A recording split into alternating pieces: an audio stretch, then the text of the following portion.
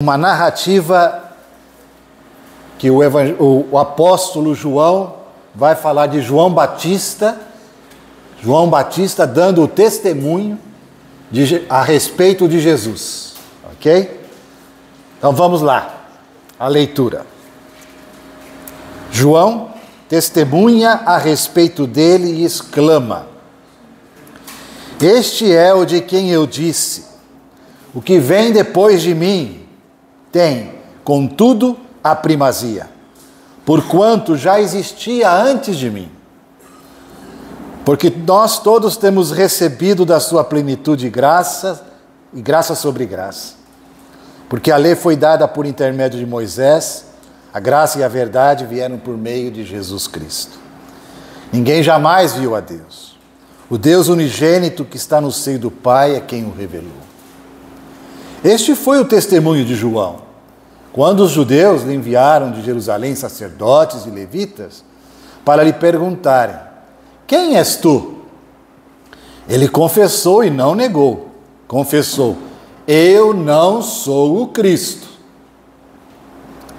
Então lhe perguntaram: Quem és, pois? És tu Elias?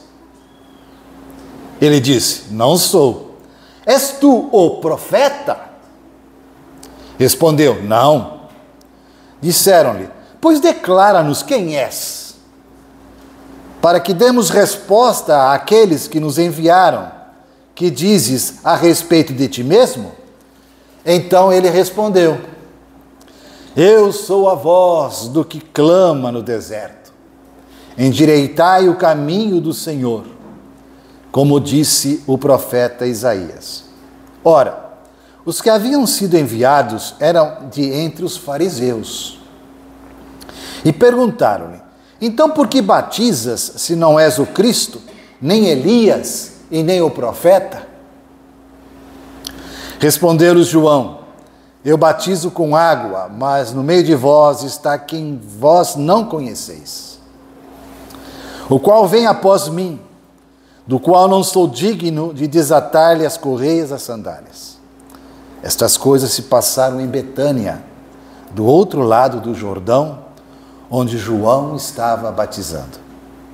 No dia seguinte, viu João a Jesus, que vinha para ele, e disse: Eis o Cordeiro de Deus, que tira o pecado do mundo.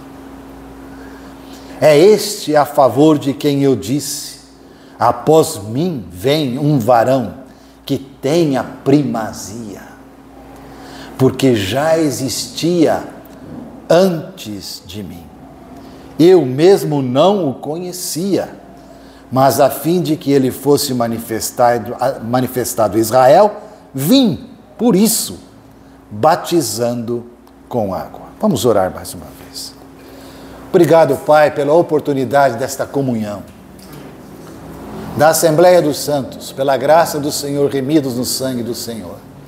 Podemos estar em comunhão em torno da Tua Palavra e rogamos, Senhor, que a Tua Palavra poderosamente visite os nossos corações, alcance todo o nosso ser. Nós te rogamos, Senhor, porque o Teu Espírito Santo, sim, é poderoso para operar a Tua Palavra nas nossas vidas e corações. Nós assim oramos, agradecidos no nome de Jesus. Amém. Então, irmãos, aqui nesta narrativa nós vemos o testemunho de João Batista a respeito do Verbo, do nosso Senhor Jesus. E ele já começa dizendo aqui no versículo 15 que este é aquele que vem depois de mim. Contudo, ele tem a primazia, porquanto já existia antes de mim. Já havia comentado aqui com os irmãos que João Batista e Jesus, eles eram primos, não é? E que Maria, quando foi visitar Isabel, sua prima, já estava grávida de João Batista, de 6 meses. Então, como esta afirmação já é gloriosa, quando aqui diz que João Batista dá o testemunho de Jesus como aquele que já existia antes dele. E ele era mais velho que Jesus, 6 meses.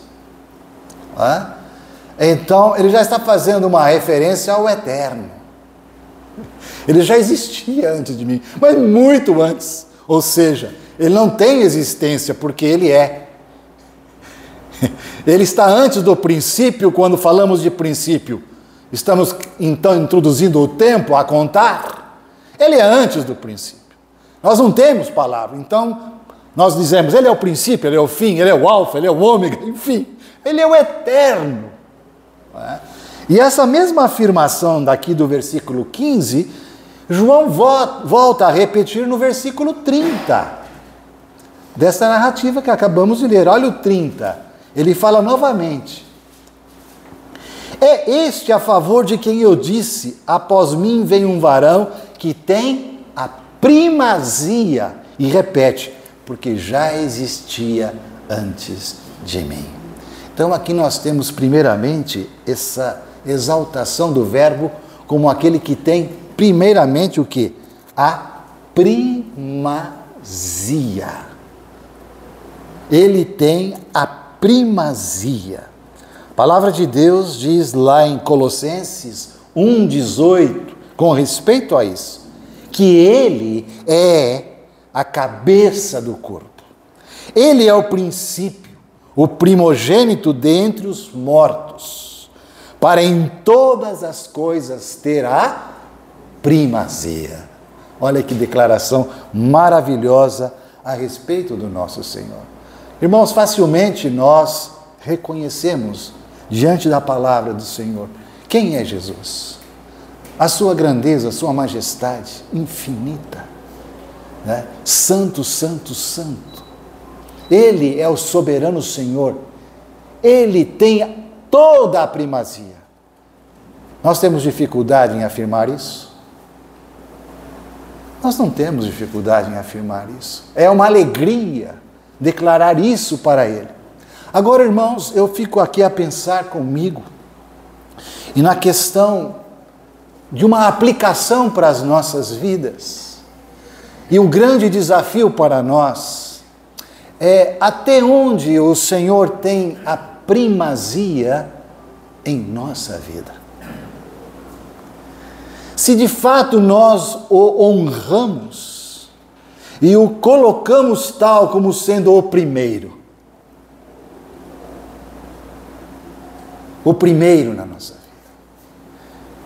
Ele é a nossa prioridade primeira, no meu coração, na minha agenda, nos meus afetos. Quando declaramos que Ele tem a primazia, nós estamos dando a Ele a honra. Se nós o estamos honrando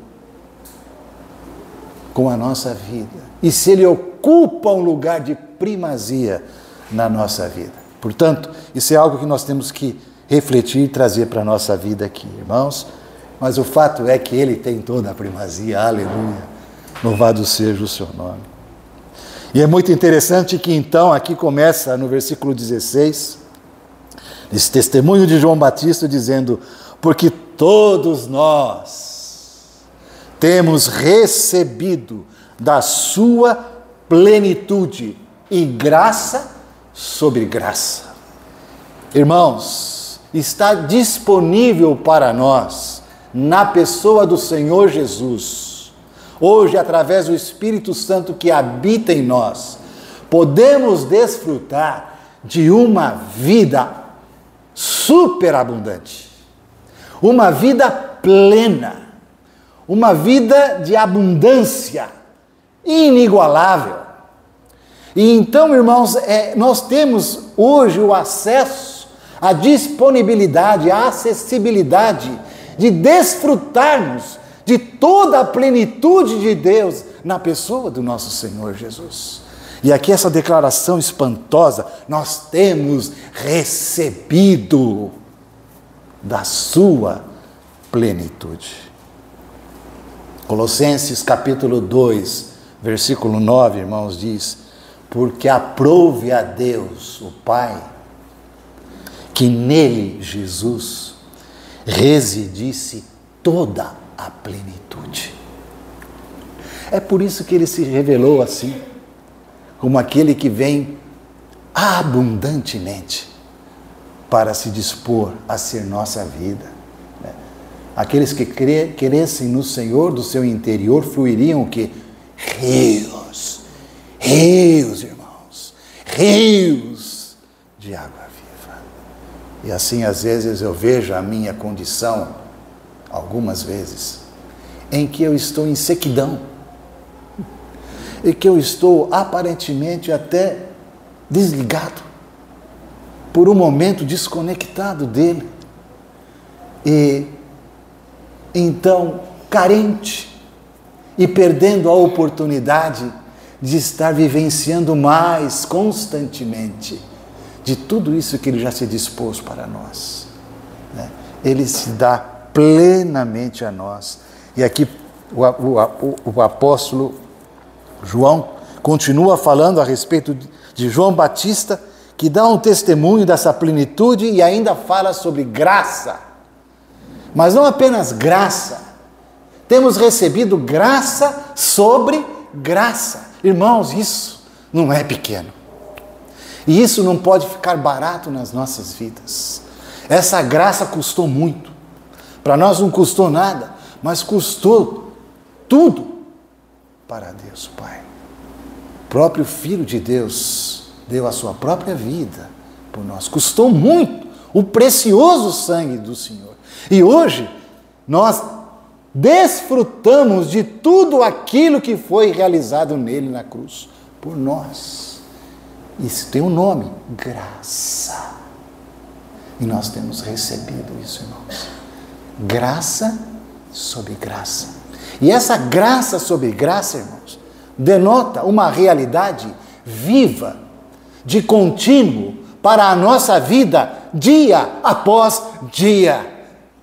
Nós somos aqueles que temos o privilégio de estarmos na possibilidade de estarmos vivendo nessa graça sobre graça diariamente. Isso é maravilhoso. Uma vida, portanto, que transcende a tantos desafios que aparecem no nosso dia a dia, tantos problemas que nós hoje vivenciamos no nosso dia a dia, tantos temores que nós vivenciamos no nosso dia a dia, muitas angústias de todos os lados, que muitas vezes nos cercam. Irmãos, mas quando nós, apesar de tantas possibilidades e circunstâncias contrárias e que são ameaçadoras muitas vezes, há a possibilidade de nós estarmos vivendo no transcendente, naquele que então é capaz de nos fortalecer nessa plenitude da sua vida, dessa graça abundante que ele disponibiliza para nós. Temos recebido, irmãos, graça sobre graça. E não é pouco, irmãos. É muita graça. É muita graça. Romanos 5,17 diz: se pela ofensa de um, e por meio de um só reinou a morte, muito mais. Irmãos, nós somos aqueles chamados para vivermos no muito mais. Dizendo, muito mais os que recebem a abundância da graça e o dom da justiça reinarão em vida por meio de um só, a saber, Jesus Cristo.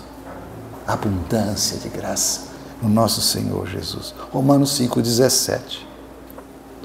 Nesse mesmo capítulo de Romanos 5, o versículo 20, insiste e nos diz: sobreveio a lei para que avultasse a ofensa.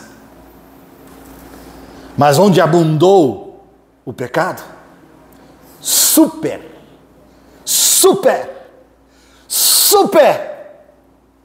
abundou a graça.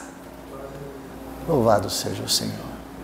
Irmãos, nós precisamos desfrutar mais dessa graça do nosso Senhor Jesus, na pessoa do nosso Senhor Jesus. Está disponível para nós. Quando a gente olha, às vezes, a nossa condição, nossa realidade, muitas vezes o nosso estado emocional, nós vemos: Senhor, Como eu preciso de Ti, como eu preciso de estar mais desfrutando com a realidade do Senhor na minha vida. Graça, irmãos, é essa palavra que é trazida aqui. Nós sabemos que nós estávamos mortos nos nossos delitos e pecados e nós fomos salvos pela graça, juntamente com Cristo, mediante a fé. Isso está lá em Efésios, nós sabemos isso. Tá bem? O versículo 17 continua aqui dizendo: porque a lei foi dada por intermédio de Moisés. A graça e a verdade vieram por meio de Jesus Cristo. A graça e a verdade vieram por meio de Jesus Cristo. Nós sabemos que a lei foi dada, realmente, por Deus a Moisés, para o povo de Israel. E a lei tem sua utilidade, irmãos? Para que serve a lei, meus irmãos? Isso aqui é um estudo, tá? Vocês podem até falar um pouco aqui, não tem problema. Para que serve a lei? Ou a lei não serve mais? Onde a lei é colocada dentro da perspectiva hoje do reino de Deus? Para que serve, irmãos? Pode falar, bem alto. Nos mostra o quanto somos pecadores. Podemos dizer que a lei, os 10 mandamentos, ali na verdade é um retrato do ser de Deus, do caráter de Deus, da sua santidade, né? Está ali. Né? E aquilo então nos expõe demais, porque ao nós tentarmos cumprir toda aquela lei de Deus, para vivermos por meio da lei, então, né? Nós vemos que nós não podemos. A lei nos expõe a cada momento. Quando eu tento fazer o que é bom, aí eu vejo, é a luta de Paulo lá em Romanos 7, né? Aquele capítulo maravilhoso, né?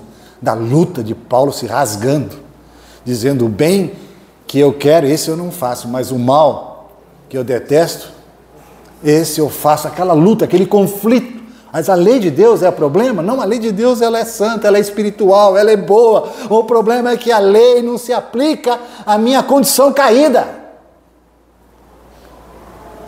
A lei não operava porque a carne enferma pelo pecado não pode corresponder à lei, que é perfeita, santa, espiritual e boa. O homem carnal não pode. Mas a palavra de Deus diz que ainda se nós conseguíssemos cumprir toda a lei, nós seríamos salvos por meio da lei. Seria possível esse caminho. Mas quem pode? Impossível. Por causa da nossa condição caída. Não é? Então a lei em si ela é boa, santa, espiritual, mas não serve como instrumento de salvação ou de justificação. De nós sermos considerados justos diante de Deus pelas nossas realizações dentro da lei. Isso é impossível. Então é aqui que Jesus vem para ser a nossa justiça, né? Cumprir toda a lei em favor de nós. Mas vamos dar sequência um pouquinho mais aqui. Porque há um texto lá em Romanos, com respeito à lei, que diz assim, Romanos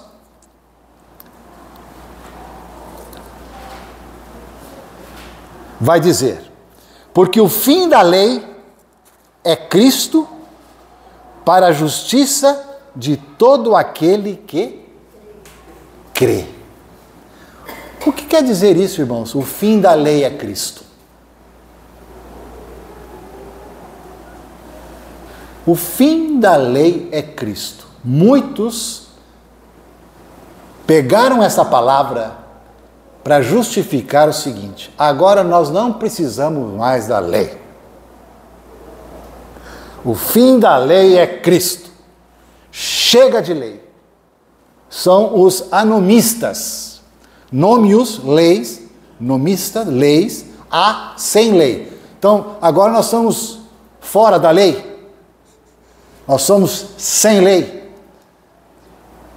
Esse grupo de pessoas justificavam esse tipo de argumento para simplesmente dizer, agora nós estamos na graça, irmão, nós podemos viver, comer, beber, ficar à vontade. O importante é a espiritualidade. O que a gente faz com o corpo não importa. Esse negócio de lei que não pode isso, não pode aquilo, aquilo outro. Tudo isso é bobagem, porque o fim da lei é Cristo. Nós não precisamos mais da lei. Ora, nós entendemos que o fim da lei é Cristo com respeito à justificação. Porque aqui fala, o fim da lei é Cristo para a justiça de todo aquele que crê. Nesse sentido, a lei não precisa mais ficar operando na nossa vida, né?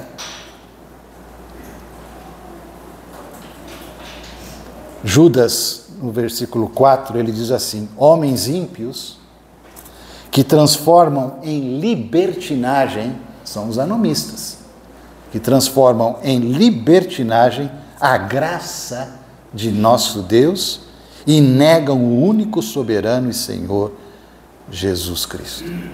É verdade, como diz a palavra de Deus, lá em Gálatas 3, antes que viesse a fé, estávamos sob a tutela da lei, é verdade, e nela encerrados para essa fé que de futuro haveria de revelar-se. De maneira que a lei, ela teve o seu papel, nos serviu como um aio, né? Como aquele pedagogo que nos leva, nos educa, né? Cuida de nós por um tempo. Mas já não permanecemos agora subordinados ao aio. Né? A lei teve o seu cumprimento, o seu papel, agora nós não precisamos mais da lei para sermos reconhecidos diante de Deus e aprovados diante de Deus. E sermos justificados. Não, não mais. Cristo é a nossa justiça. Ele é a nossa justiça. Alguém sabe aqui o versículo de 1 Coríntios 1,30?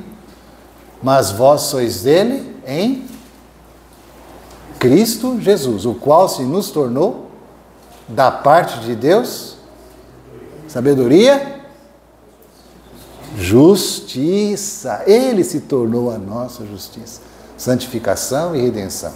Aquele que se gloria, glorie-se no Senhor. Ele é a nossa justiça.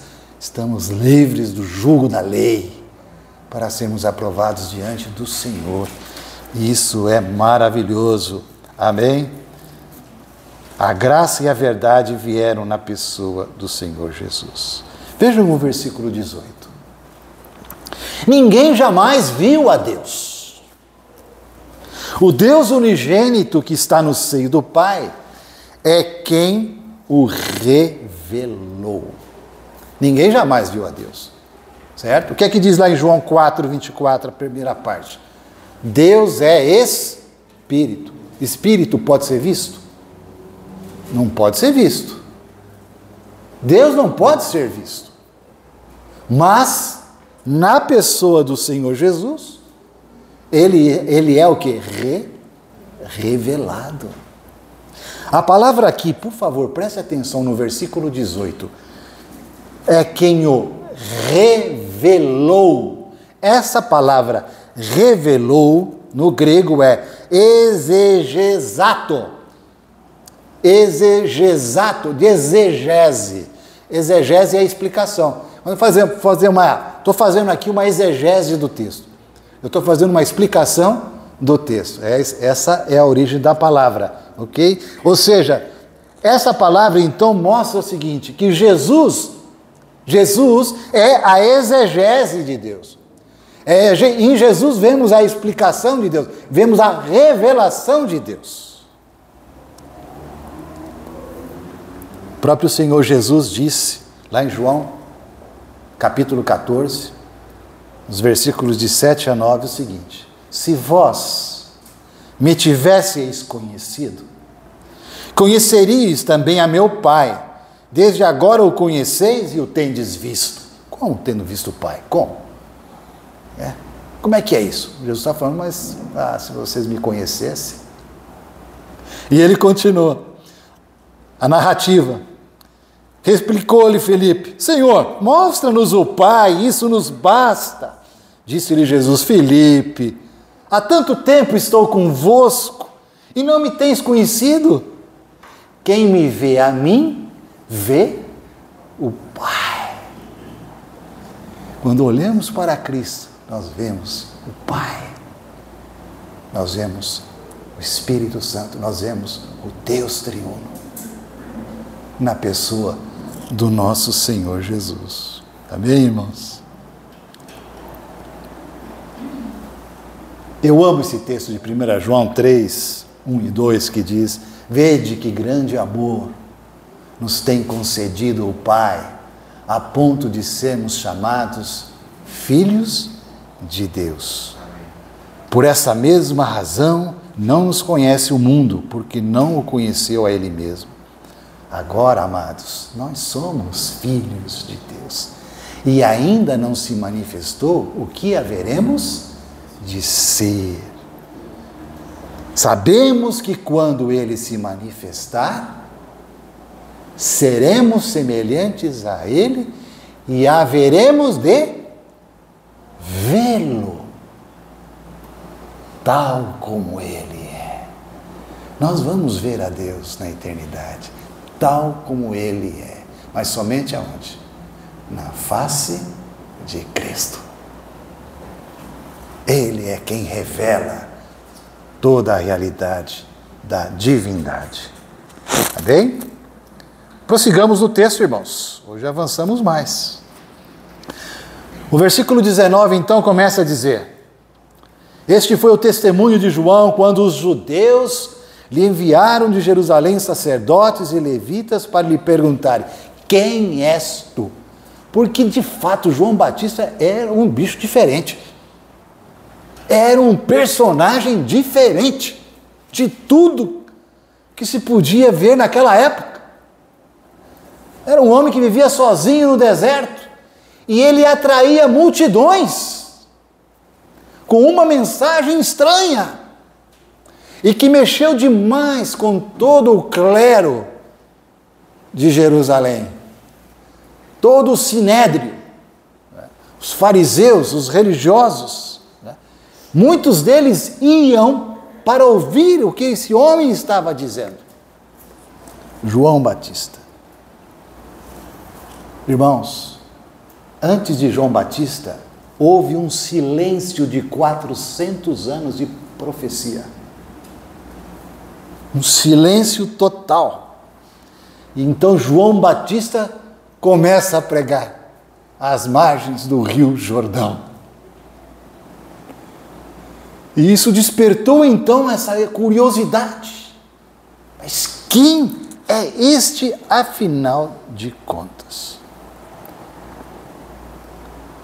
Não sei se vocês sabem, o sinédrio era composto por 70 homens. E João Batista mexeu com todo o sinédrio. Esse sinédrio tinha um chefe, tinha os fariseus, enfim, tinha toda ali uma constituição, e tinha uma assembleia que eles reuniam, né, para tratar das coisas de Deus. E João Batista chamou a curiosidade, despertou nele o interesse de saber quem ele era. Afinal de contas, tu és o Elias? Ele disse: eu não sou Elias.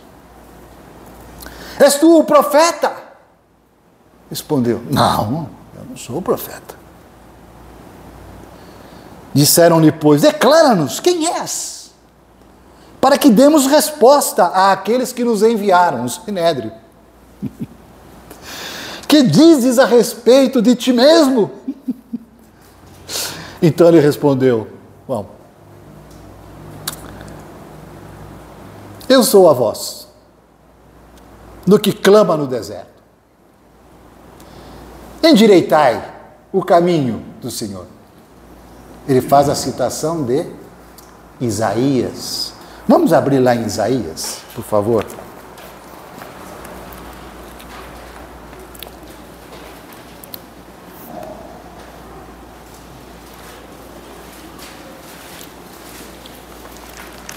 Isaías, o capítulo 40.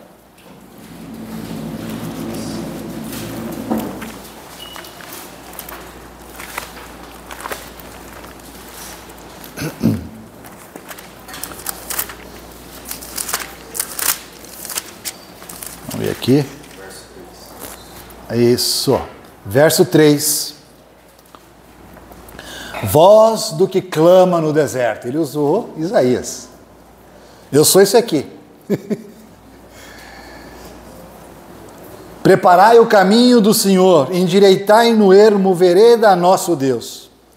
Todo o vale será aterrado e nivelados, todos os montes e outeiros. O que é tortuoso será retificado, e os lugares escabrosos aplanados. Na verdade, irmãos, naquela época, quando um rei tinha que fazer uma viagem pelos caminhos tão acidentados ali da Palestina, ia um pessoal na frente abrindo o caminho, um caminho mais favorável para que o rei pudesse viajar. E então eles abriam picadas, preparavam sendas mais aplanadas para evitar o máximo de desconforto para o rei. Então João Batista diz: eu sou aquele que vim para justamente ir na frente, preparando o caminho para o Rei dos Reis, o Senhor dos Senhores, né? Para o Senhor Jesus. Quando aqui fala, irmão, sobre Elias, por que eles perguntaram sobre Elias? Não és tu Elias? Abra lá, em Malaquias, o último livro da Bíblia ali, né, do Antigo Testamento, vai lá. No capítulo 4, no versículo 5,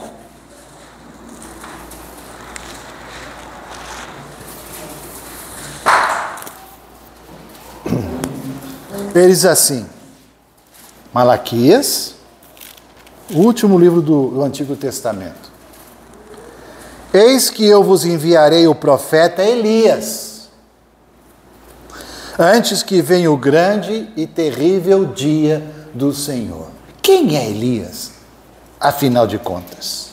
Abra em Mateus agora, no capítulo 11, logo à frente.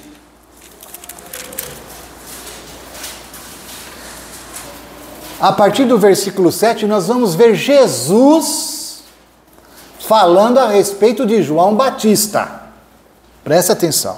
Então, em partindo eles, passou Jesus a dizer ao povo a respeito de João. Jesus falando, hein? Que saístes a ver no deserto? Um caniço agitado pelo vento? Sim, que saístes a ver? Um homem vestido de roupas finas? Ora, os que vestem roupas finas assistem nos palácios reais. Mas para que saístes? Para ver um profeta? Sim, eu vos digo, e muito mais que profeta. Este é de quem está escrito: eis aí eu envio diante da tua face o meu mensageiro, o qual preparará o teu caminho diante de ti. Em verdade vos digo, entre os nascidos de mulher, ninguém apareceu maior do que João Batista, mas o menor no reino dos céus é maior do que ele. Desde os dias de João até agora, o reino dos céus é tomado por esforço, e os que se esforçam se apoderam dele. Porque todos os profetas e a lei profetizaram até João. Está falando do passado. E se o quereis reconhecer, ele mesmo é Elias que estava para vir. Então João Batista é, afinal de contas, quem? É um profeta, o precursor do Messias. Mas ele vem com o espírito de um profeta. Que é Elias. Quando perguntam, você é Elias? Não, eu não sou. Mas Jesus está dizendo que ele, João Batista, ele tem o espírito de Elias. Ele é o profeta que denuncia. Que confronta. Percebem? Muito bem. Agora, olha também a questão ali mais à frente, em Mateus mesmo, para retificar. Mateus 17.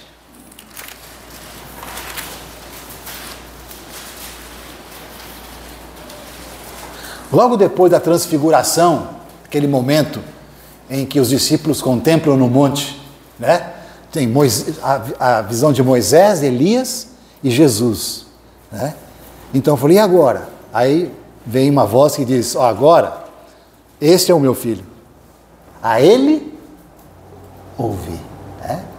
Então, após a transfiguração ali, no versículo 9, diz assim, e descendo eles do monte, ordenou-lhes Jesus o seguinte, a ninguém conteis a visão, até que o Filho do Homem ressuscite dentre os mortos. Mas os discípulos o interrogaram, por que dizem, pois, os escribas, ser necessário que Elias venha primeiro? Olha aqui.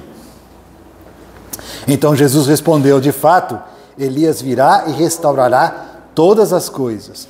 Eu, porém, vos declaro que Elias já veio.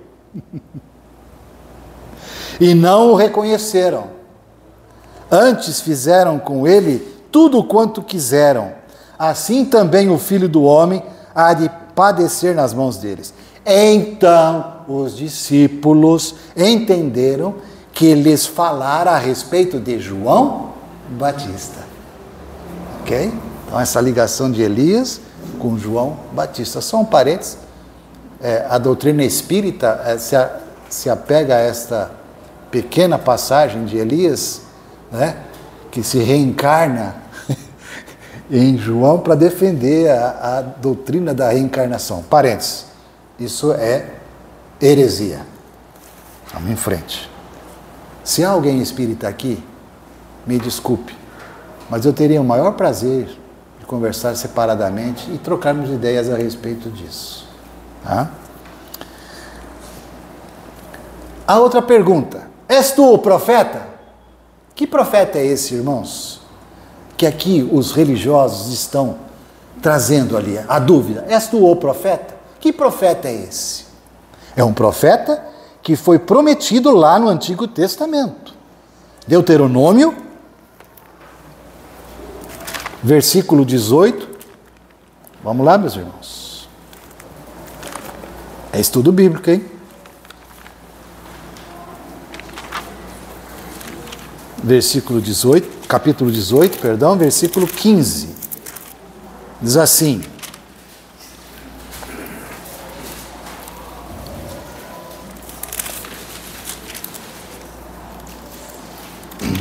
as várias prescrições, né, para o povo, a repetição da lei. O versículo 5: o Senhor teu Deus te suscitará um profeta no meio de ti, de teus irmãos, semelhante a mim, a ele ouvirás. É uma profecia referindo-se a Jesus, o nosso Senhor. Tá bem? Esse profeta que viria. João disse, não, eu não sou esse profeta. Eu vim antes dele para dizer que ele está aí já. E ele vai apresentar, né? Quem é esse profeta. Tá bem?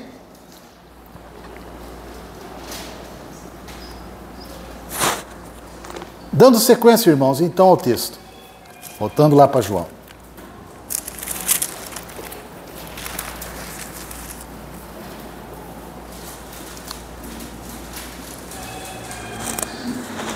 A partir do versículo 25 então.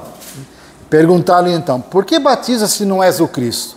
Nem Elias, nem o profeta? Respondeu-lhes João, eu batizo com água, mas no meio de vós está quem vós não conheceis, o qual vem após mim, do qual não sou digno de desatar-lhe as correias das sandálias.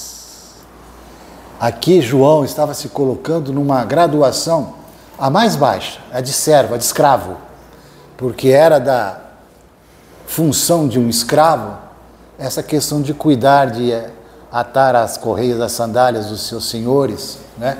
Era o papel, era uma das funções do escravo. João Batista se apresenta de tal maneira, ok? Então, seguindo um pouco mais à frente, quando diz aqui que ele batizava com água, O que significa o batismo de João Batista, irmãos? Qual que era o batismo de João Batista? O batismo de João Batista era um batismo para o quê? O arrependimento, né?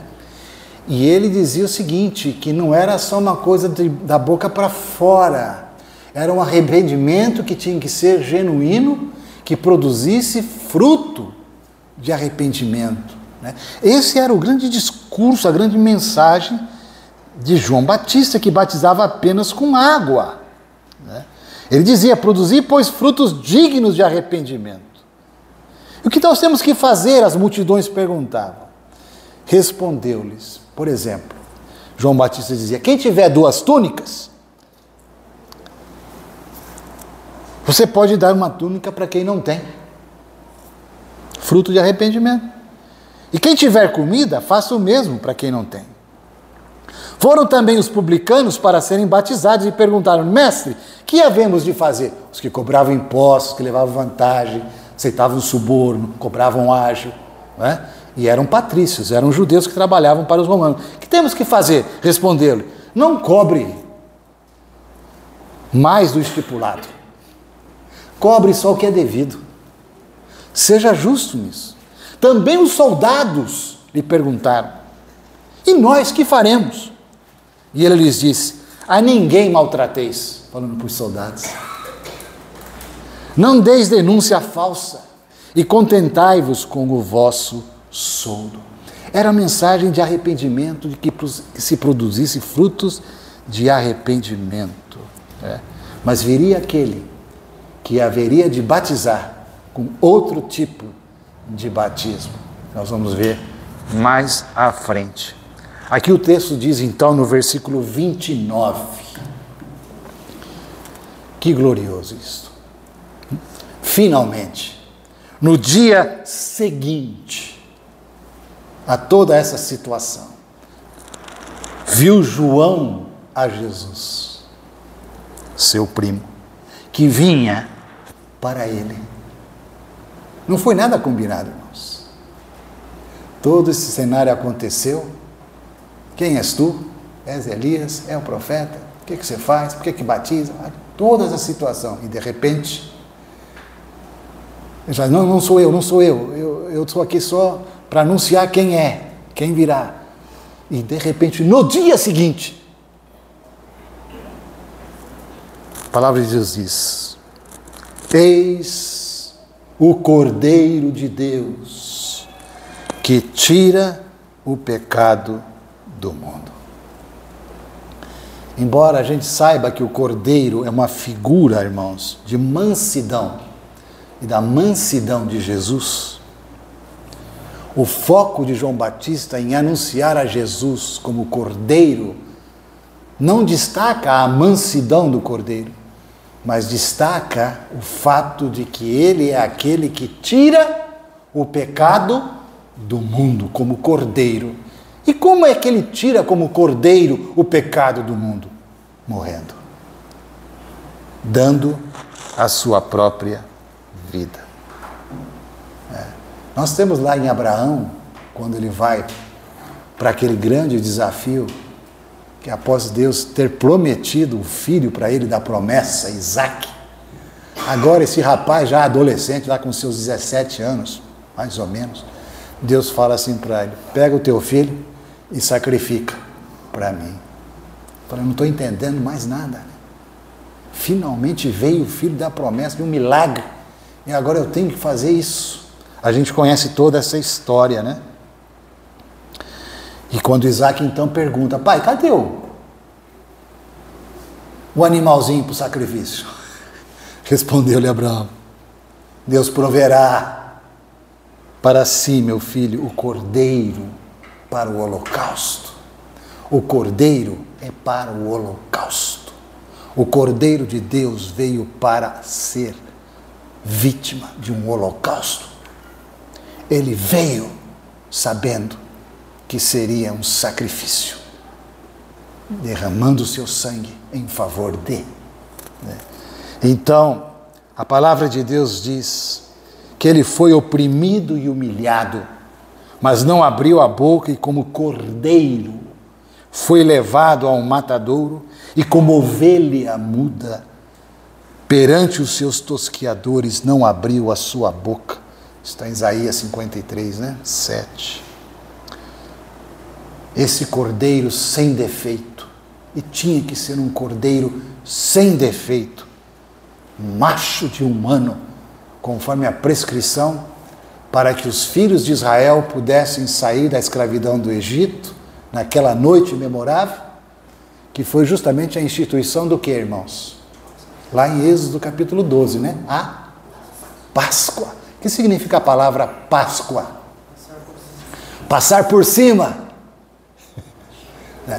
E ali então, nós temos o quê? Um cordeiro para cada família. Não é isso que eles iam celebrar ali a Páscoa? Irmãos, o nosso Senhor é um cordeiro todo suficiente para tratar com toda essa nossa condição de pecado, apagar todas as nossas transgressões. Ele é um cordeiro suficiente para uma pessoa, como foi no caso de Isaac, Era para Isaac estar lá, mas o cordeiro foi no lugar da pessoa de Isaac. Mas ele também é suficiente para prover o que? Uma família. No caso, na Páscoa, era o cordeiro para uma família. Lá em Isaías 53, nós vemos então um cordeiro suficiente para uma nação. Não é isso? Israel, ali Isaías estava apresentando naquele momento a figura do Senhor. Mas agora aqui João Batista está dizendo: eis o Cordeiro de Deus, que vai além de uma pessoa apenas, que vai além de uma família, que vai além de uma nação. Ele é o Cordeiro de Deus que tira o pecado do mundo. É um sacrifício perfeito, pleno, eterno, uma única vez, para sempre, 100% eficaz, para alcançar a todos aqueles que creem no seu nome. Isso é maravilhoso, irmãos. Amém? Tudo o que esses sacrifícios no Antigo Testamento pré-anunciaram, irmãos, foi perfeitamente cumprido no sacrifício de Cristo. Sacrifício único, completo, perfeito, cabal. E é isso que nós fazemos quando nós lembramos da mesa do Senhor, do sacrifício do nosso Senhor, a figura da Páscoa também, não é? O apóstolo Paulo, lá escrevendo aos Coríntios, na sua primeira carta, capítulo 5, versículo 7, ele diz: lançai fora o velho fermento, para que sejais nova massa, como se de fato sois sem fermento, pois também Cristo, nosso Cordeiro Pascal, foi imolado por nós. Louvado seja o Senhor. O apóstolo João foi o autor também de 3 cartas e também o autor do Apocalipse. Sabe quantas vezes aparece a palavra cordeiro no Apocalipse de João? Pelo menos 30 vezes. O Apocalipse é o livro do cordeiro. Nós haveremos de vê-lo, e o Apocalipse fala disso. Haveremos de vê-lo eternamente como um cordeiro que foi morto, mas que está vivo pelos séculos dos séculos. Amém. Louvado seja o Senhor. Amém. Pedro diz, sabendo que não foi, 1 Pedro 1, vou ler para vocês, estou terminando, 18 a 20 diz, sabendo que não foi mediante coisas corruptíveis, como prata ou ouro, que fostes resgatados do vosso fútil procedimento, que vossos pais vos legaram, mas pelo precioso sangue, como de cordeiro. O precioso sangue, irmãos, como de cordeiro, sem defeito, sem mácula, o sangue de Cristo.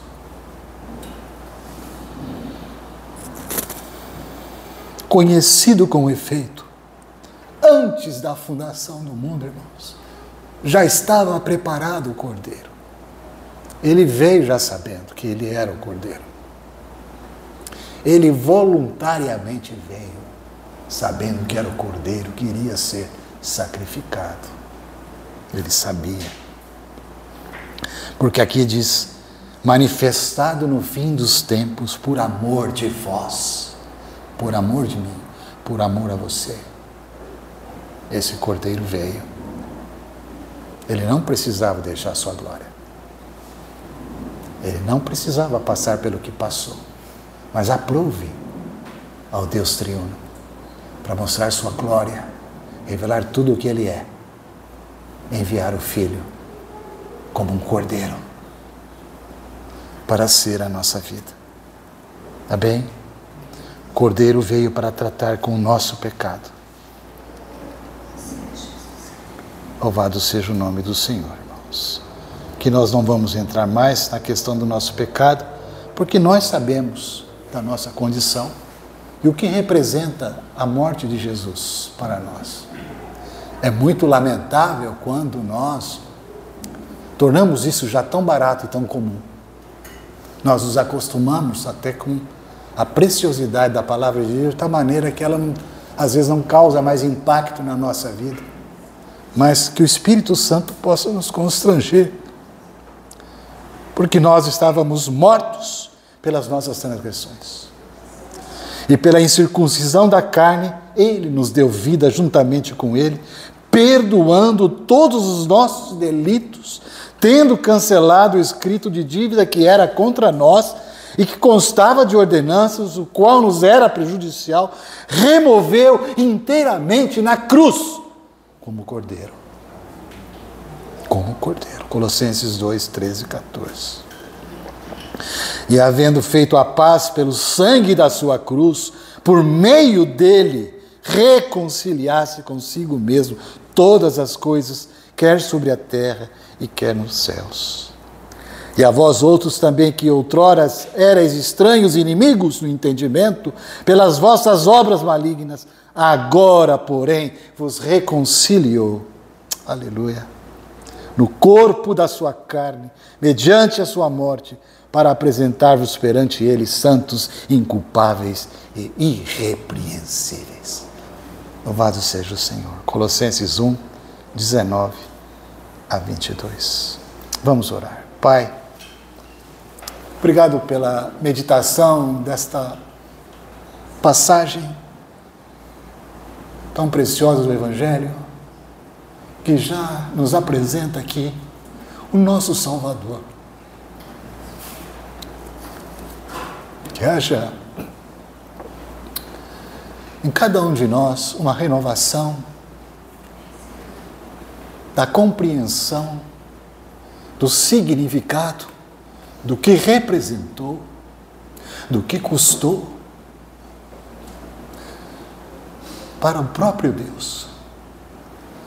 O fato de hoje estarmos apaziguados, reconciliados, com as consciências limpas de todo pecado, de todo o nosso passado, de tudo que apontava contra nós como uma dívida impagável, agora na cruz, no sangue remidor, no sacrifício do amado Filho de Deus, nós podemos desfrutar de libertação, perdão, livres da culpa do pecado, da condenação do pecado.